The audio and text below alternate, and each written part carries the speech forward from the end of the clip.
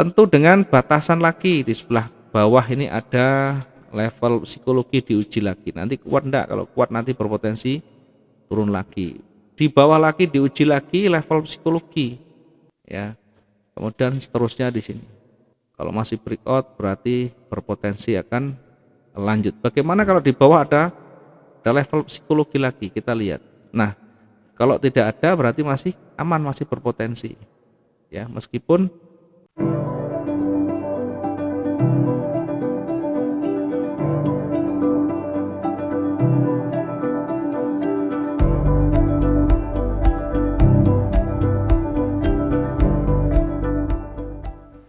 selamat pagi Bu Nia di sana.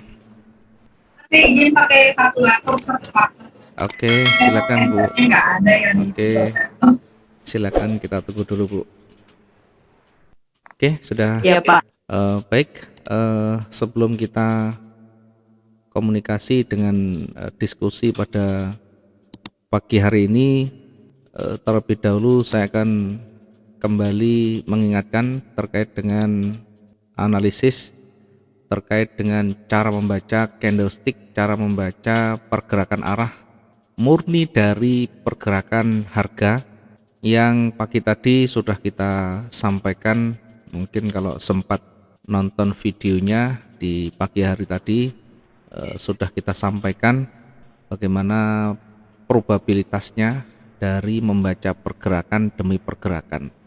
Kita lihat yang terdekat dari runningnya, mungkin tadi pagi masih berada di 2 candle seperti ini.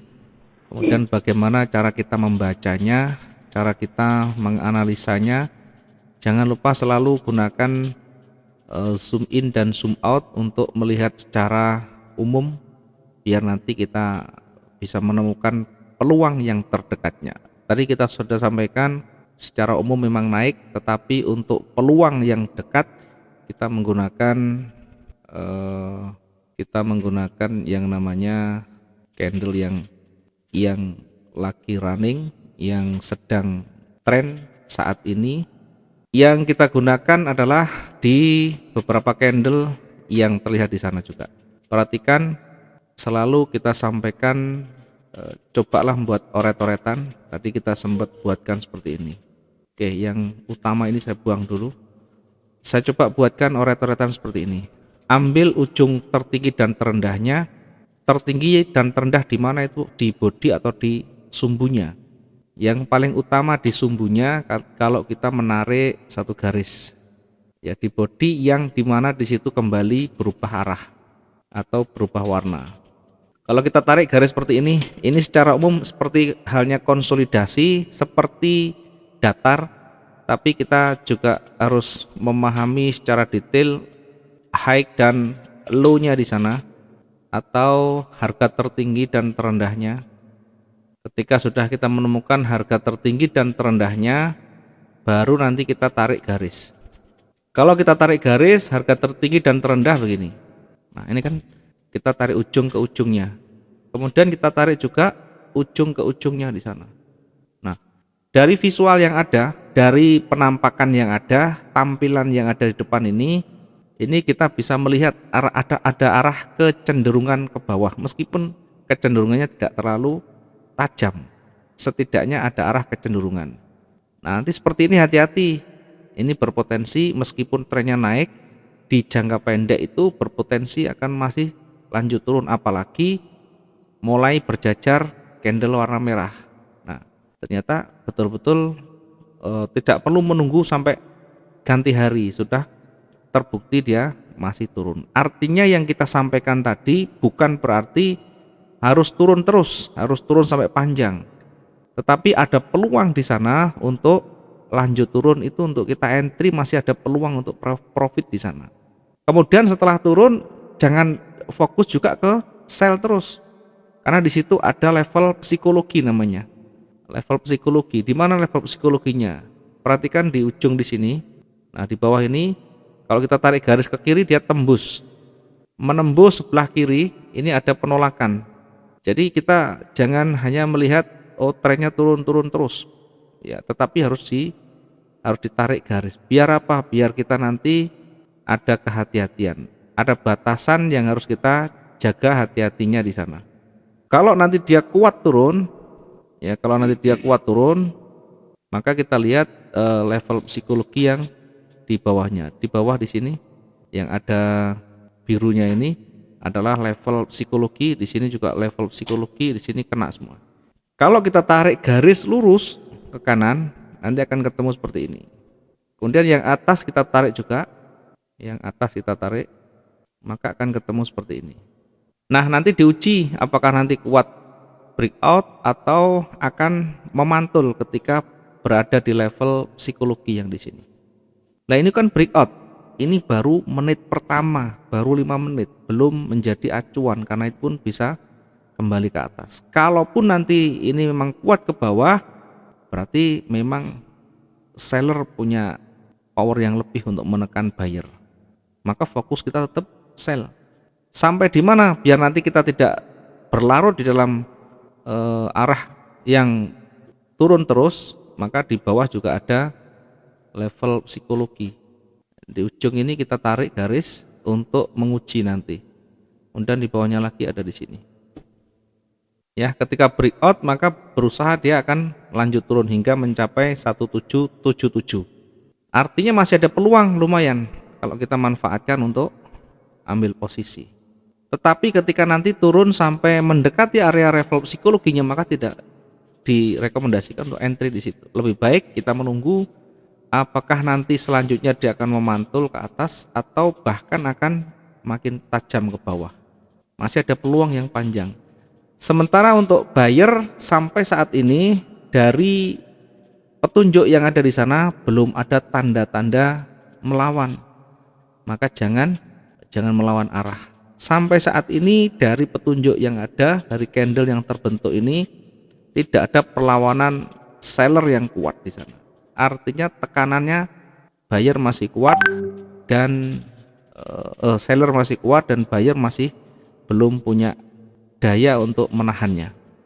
Sehingga fokus kita adalah sell. Kalau kita masuk posisi sell begini, maka jangan masuk ketika di bawahnya bulat.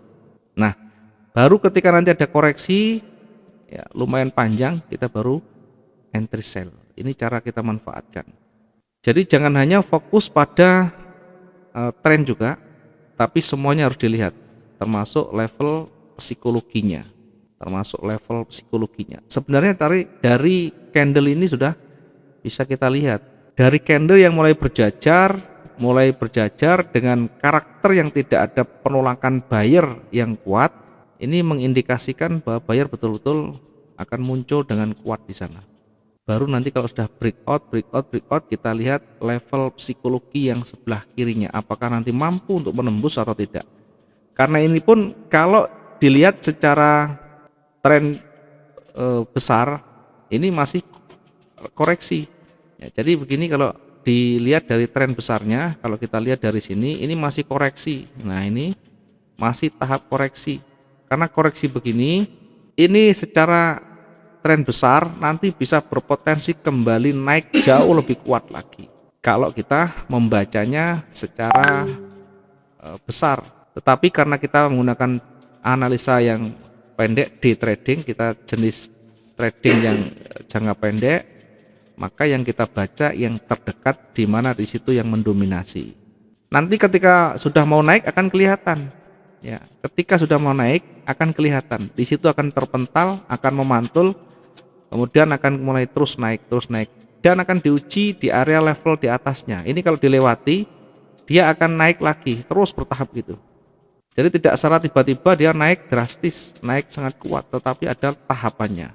Pelan-pelan mulai naik, pelan-pelan mulai breakout di sana gitu. Dan pada akhirnya nanti betul-betul sudah real breakout di sana. High-nya sudah lebih tinggi dari high sebelumnya ini. Ya, seperti ini. Kalau sudah dilewati berarti fokus ke buy lagi. Ini untuk membaca secara umum sehingga nanti ketika mulai naik itu kita harus hati-hati sejauh mana karena bisa menjadi pertanda naik lagi. Sampai saat ini karena kita melihat belum ada tanda-tanda naik, maka fokus kita adalah sell meskipun tadi jangka panjangnya atau tren besarnya naik. Yang kita amati, yang kita gunakan adalah kecenderungan yang terdekat. Yang utama lihat 3 candle terakhir itu karakternya seperti apa, dampaknya seperti apa. Maka kalau kita lihat di candle terakhir ini, 3 candle terakhir ini mengindikasikan seller kuat. Kemudian dampaknya memakan habis yang hijau sebelumnya. Maka ini masih fokus ke sell di sana. Kemudian jangan lupa untuk selalu melihat pola-pola yang terbentuk di sana. Memang pola ini tidak selalu pasti, tetapi secara umum atau tingkat keberhasilannya lebih besar daripada kita tidak memahami. Yang tadi kita sebutkan tadi adalah trend channel. Nah, ini trend channel itu yang seperti ini. Ini harus selalu dibaca, selalu dibuka, minimal difahami konsepnya sehingga ketemu di sana arah pergerakannya, kemungkinannya kita bisa menemukan. Bagaimana menerapkan dengan trend channel atau channel seperti ini. Kemudian bagaimana nanti kalau menerapkan adanya rectangle, adanya flag dan sebagainya. Tadi sudah kita sebutkan yang flag ini kayak tadi, trennya kuat, kemudian ini ada koreksi yang tadi. Nanti bisa berpotensi kembali naik. Tentu harus breakout di sini ya. Harus breakout di sini dulu. Baru nanti tampak di situ kita fokus ke buy. Sebelum ini masuk panjang begini, kalau masih di bawah kita fokus ke sell dulu. Maka belajar memahami pola-pola seperti ini ya, pola chart seperti ini. Kapan ada head and shoulder? Nah, pasarnya naik turun, naik lagi. Setidaknya ada kepala, ada bahu kiri kanan. Kemudian ketika marketnya turun, kemudian konsolidasi. Nah, konsolidasi ini juga ada 2 kemungkinan. Bisa naik, bisa juga turun, tergantung di area ini dia breakoutnya kemana. Namanya rectangle, di area rectangle ini dia kalau breakout di atas berarti akan naik, kalau di bawah dia akan turun ya. Demikian juga untuk pola-pola yang pinen seperti ini, misalnya ini trennya naik kemudian mengecil, high dan low nya mulai berkurang, dari bawah mulai naik, dari atas mulai turun. Ini namanya pinen. Jadi nanti mengecil di garis ini ya, garis simetrisnya ini mana dia keluar dari support resistennya. Ini yang bawah garisnya berfungsi sebagai support, yang atas resisten. Kalau dia keluar di sana berarti berpotensi lanjut naik. Kalau dia breakout di sini berpotensi lanjut turun. Ya, demikian juga untuk seterusnya.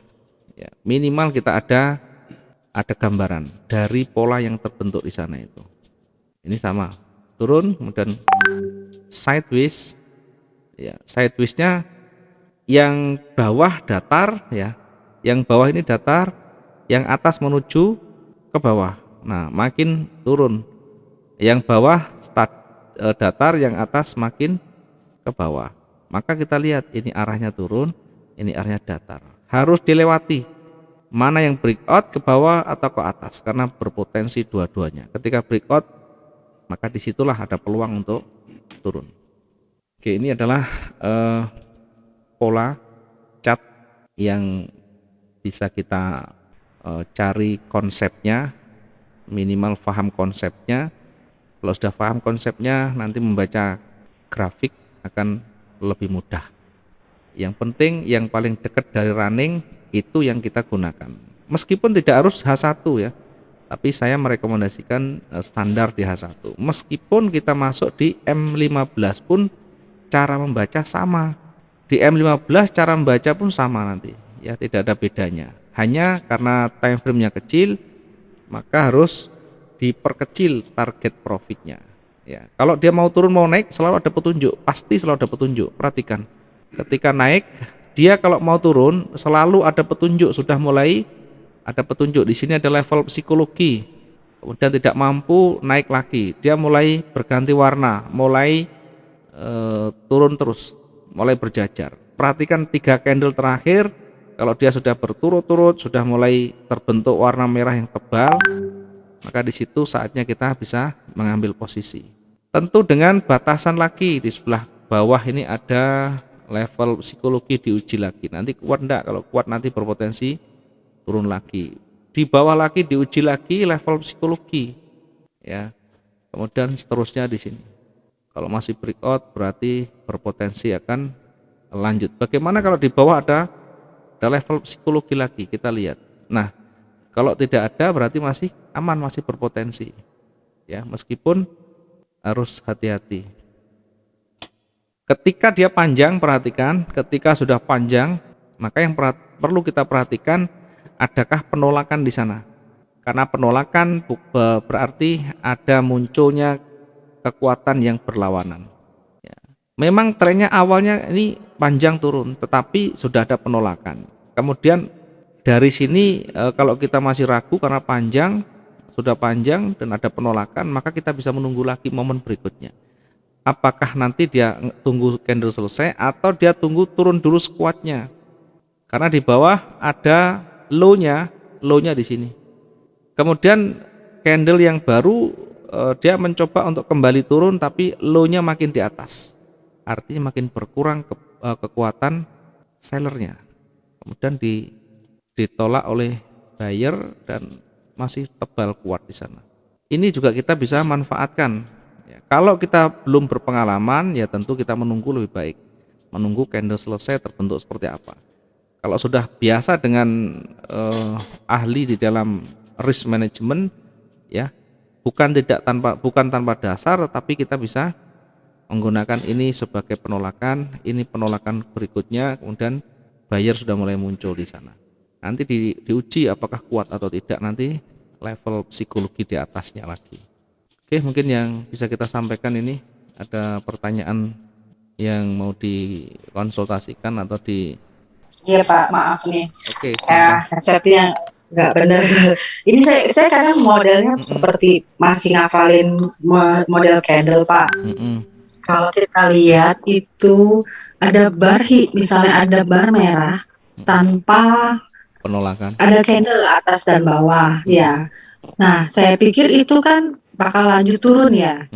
Tapi pada akhirnya untuk candle berikutnya seperti yang di merah hijau ini pas sebelum yang garis biru di atas itu, ternyata jadinya hijau kiri. Mana, lagi Pak?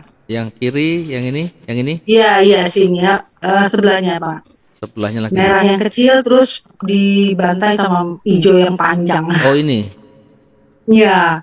Nah, saya masih belum paham itu cara memprediksinya. Dan kalau saya kan modelnya ngafalin Pak. Kalau barnya panjang, penolakan di bawah nggak ada sedikit sih ya. Tapi saya pikir itu akan berlanjut untuk dia turun. Tapi ternyata jadinya malah merah. Jadi hijau, sorry. Iya. Nah, itu yang seperti itu bagaimana cara membacanya sebenarnya Pak? Cara membaca dan cara menyiasatinya. Ya. Oke. Iya. Memang secara struktur ini mengarah ke bawah. Jadi begini cara membaca ya. Saya coba untuk bacakan mulai dari sini. Ini yang mulai merah, dari sini mulai ditolak. Dari sini adalah penolakan, kemudian mulai berjajar turun. Merah mulai menolak, terus dia mencoba lagi, ditolak lagi. Artinya masih di jajaran tren turun, di jajaran bar turun. Kemudian sudah ini yang mulai merah. Nah, mulai merah di sini, ini perhatikan ketika sudah mulai ada penolakan panjang. Satu. Ya. Yang kita pahami ketika di candle warna merah ini ada penolakan di bawah. Ya, ada penolakan di bawah. Sehingga kita bisa membandingkan nanti. Ya, meskipun penolakannya tidak terlalu banyak, ya, tetapi setidaknya kita bandingkan. Kalau penolakannya terlalu kecil, tidak terlalu berpengaruh. Tapi kalau penolakannya lumayan panjang, ini hampir separuh, setidaknya kita pertimbangkan. Karena di situ pasti ada nanti buyer yang muncul. Ini sekali lagi saya catat di sini ada penolakan, artinya dia sudah menekan sampai di sini.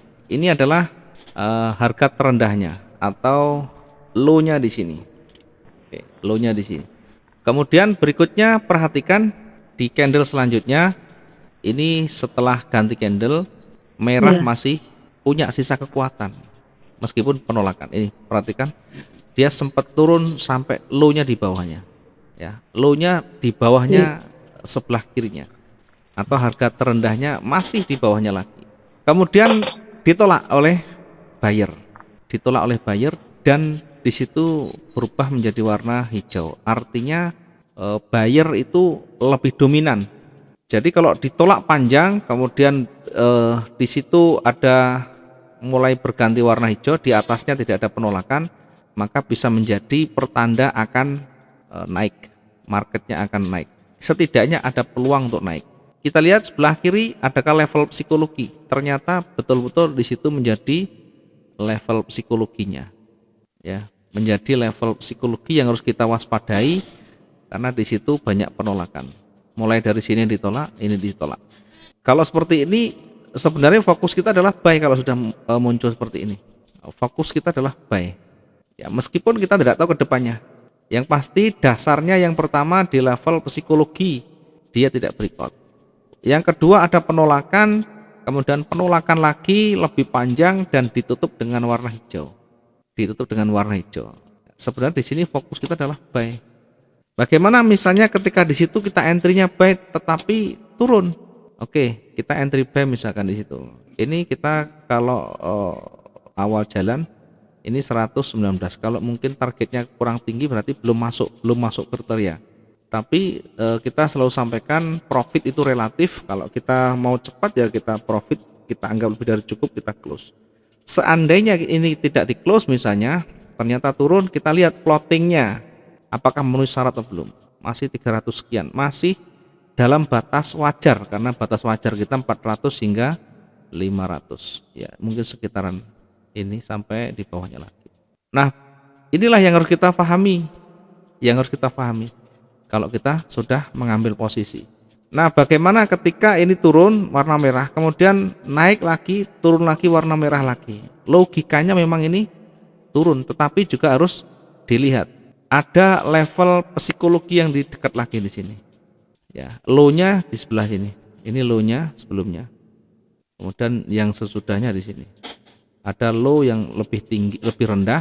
Kemudian perhatikan meskipun ini merah, tapi masih di atasnya, low-nya masih di atasnya. Kemudian turun lagi, merah lagi, low-nya masih di atas lagi. Kalaupun kita tarik yang dari sebelah kiri di sini, level psikologinya masih berada di persis berada di area level psikologinya. Sehingga hati-hati itu kita lihat dari penolakan, bukan serta-merta ini panjang merah atau breakout sekalipun. Breakout sekalipun kalau misalkan berada di level psikologi maka jangan diikuti. Kita lebih baik menunggu dulu. Lah kok bisa kita lihat? Yang dilihat selalu yang di belakang. Lihat kiri, di sebelah kiri ada penolakan. Ini setidaknya harus dilewati. Atau kalau ini dilewati berarti berada di mana? Adakah di situ yang membentur lagi? Kok sulit sekali? Ya karena kita cari yang aman, yang lebih potensial dan tidak terjebak dalam floating. Kalau kita tidak hati-hati, ada ujung-ujung ekor begini yang selalu kita tidak waspada, nanti kembali naik pun kalau kita tidak waspada, di sebelah di atas ini ada penolakan begini, jangan dikira ini naik terus, ya bisa saja nanti kembali, apalagi sudah mulai ganti warna. Termasuk yang di sini, ini turun, ya kalau kita lihat ini masih cukup rawan karena berada di level psikologi. Ya, meskipun turun, meskipun arahnya kecenderungannya turun. Ini yang harus kita hati-hati. Kalau kita mau entry, perhatikan kalau ada sumbu-sumbu begini. Kalau berdekatan, hati-hati. Misalkan di atas ini kita mengambil posisi buy misalkan, ya. Hati-hati ketika mendekati di sana. Termasuk di bawah. Ini di bawah apalagi begini. Jadi yang ini naik sebentar kemudian turun sampai di sini ditolak lagi, berada di atasnya lagi. Ini kalau kita lihat hampir sama, kekuatannya hampir sama. Kalau ditarik dari sini, ya ini hampir sama, atau dari bodinya lah, dari bodinya boleh. Kita tarik ke sini, kekuatan ini hampir sama. Jadi kekuatan buy dan sell yang hampir sama itu punya kekuatan yang imbang, maka berlaku dua-duanya, masih akan naik turun. Karena ini masih imbang, maka tidak heran ketika naik dia kembali naik. Karena imbang juga, kembalikan lagi ke bawah lagi. Nah, kembalikan lagi dalam posisi yang hampir sama lagi. Ini namanya seimbang. Jadi ketika naik kemudian ditolak lagi. Seimbang itu bukan berarti harus jejer lurus, bukan. Mendekati ini sudah seimbang. Kemudian kalau misalkan ditolak kembali, ini kekuatannya imbang lagi, ditarik lagi ke bawah hampir sama lagi. Ini belum ada dominannya. Kalau belum ada dominan begitu, kecuali sudah satu lebih kuat, arah kecenderungannya ketemu. Ini arah kecenderungannya memang turun, tapi di sebelah kiri naiknya kan panjang. Berbeda ketika satu arah. Nah, ketika satu arah ini mana ada perlawanan, tidak ada perlawanan. Nah, yang ada perlawanan beda. Yang ada perlawanan ini naik ditolak lagi, hampir sama. Ini naik lagi, ditolak lagi. Ditolak yang kekuatannya hampir sama. Ini memang kelihatan, tapi bawahnya penolakannya panjang, kemudian kekuatannya hampir sama. Maka tidak heran dikembalikan lagi. Ketika ada perlawanan yang luar biasa, maka berpotensi dua-duanya. Akan sangat berbeda ketika satu arah, tidak ada perlawanan yang berarti. Nah, ini memang ada perlawanan, tapi tidak terlalu berarti. Anggap saja begini, ini tidak terlalu berarti. Arahnya satu arah begini. Nah, kalau perlawanan dua arah yang cukup kuat, ini seperti ini kuat, ini naik kemudian dikembalikan lagi ke bawah, naik lagi. Ada perlawanan, ketika ada perlawanan hebat, maka hati-hati, pasti ada perlawanan berikutnya. Itu yang perlu diingat begitu. Jadi sejarah jangan dilupakan, sebelah kirinya bagaimana. Sebelah kirinya apakah ada perlawanan yang kuat atau tidak, ya kira-kira seperti itu, Bu. Jadi untuk kehati-hatian ya, semuanya tidak boleh kita lihat hanya 1-2 candle, karena ini apa, sebelumnya ini kuat kesananya. Nah, kalau ini seperti ini nanti namanya breakout ini berpotensi turun lagi. Tapi juga dilihat apakah di sebelah kiri ada level psikologi, ya tidak ada, masih di bawah, masih terlalu jauh. Nah, di sini level psikologinya. Kalau tidak breakout bagaimana? Tiba-tiba nanti berubah warna jadi hijau, ya akan mulai terlihat di sini. Artinya dia tidak mampu untuk melanjutkan turun lagi. Volume yang tebal, sumbu yang panjang, ini kita perhatikan dua-duanya. Kalau seperti ini pasti ada nanti turun lagi, tapi penolakan akan lebih besar. Karena berusaha turun sudah tidak mampu di sana. Apalagi ditutup begini, ini berada di level psikologinya begini, ini pasti nanti akan turun lagi, tapi kembali naik.